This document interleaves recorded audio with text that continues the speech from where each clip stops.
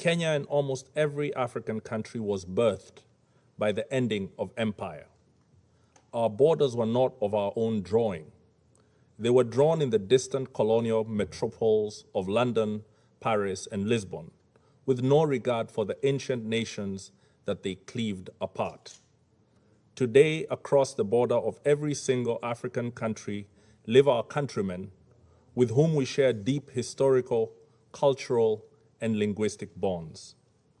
At independence, had we chosen to pursue states on the basis of ethnic, racial, or religious homogeneity, we would still be waging bloody wars these many decades later. Instead, we agreed that we would settle for the borders that we inherited, but we would still pursue continental political, economic, and legal integration. Rather than form nations that looked ever backwards into history with a dangerous nostalgia, we chose to look forward to a greatness none of our many nations and peoples had ever known.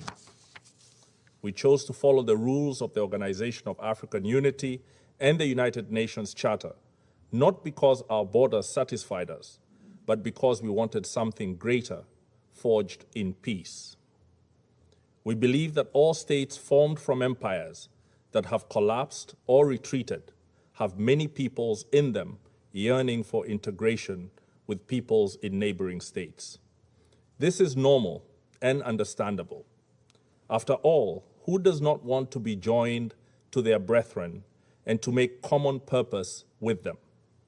However, Kenya rejects such a yearning from being pursued by force.